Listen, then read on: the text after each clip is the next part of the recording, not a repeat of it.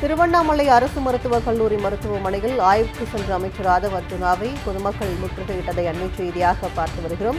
இதுகுறித்த விரிவான விவரங்களை திருவண்ணாமலை செய்தியாளர் செல்வம் வழங்க கேட்கலாம். வணக்கம் செல்வம், விரிவான விவரங்கள். கண்டிப்பாக தமிழக அரசு பொறுப்பேற்று திருவண்ணாமலை மாவட்டத்திற்கு விளையாட்டுத்துறை அமைச்சரும் பொதுப்பணித்துறை அமைச்சருமான ஆதவ் அர்ஜுனா அவர்களை தமிழக அரசு நியமித்துள்ளது.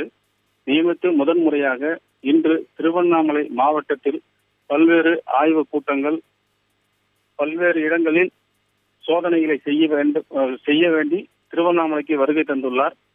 இன்று காலை விளையாட்டு மைதானத்தில் சென்று ஆய்வு செய்த ஆதவ் அர்ஜுனா அதை முடித்துக் கொண்டு திருவண்ணாமலை அரசு மருத்துவக் கல்லூரி மருத்துவமனைக்கு சென்றுள்ளார்.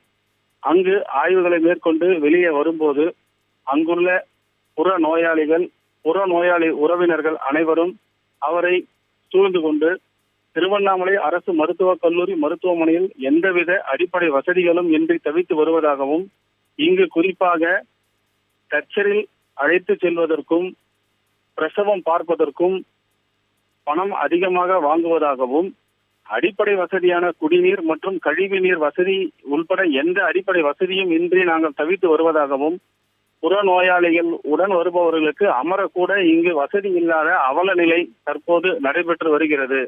இதற்கு உடனடியாக தமிழக அரசு நடவடிக்கை எடுத்து இங்கே வரும் பொதுமக்களுக்கு முறையான குடிநீர், கழிவறை வசதிகள், அமர்வதற்கான வழிகளை செய்து தர வேண்டும் என கேட்டுக்கொண்டனர்.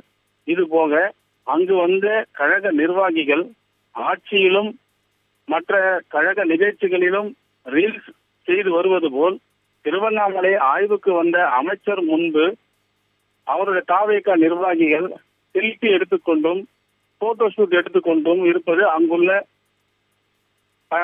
நோயாளிகளை பெரும் அதிர்ச்சிக்கு உள்ளாக்கி உள்ளது. விவரங்களுக்கு நன்றி செல்வம்.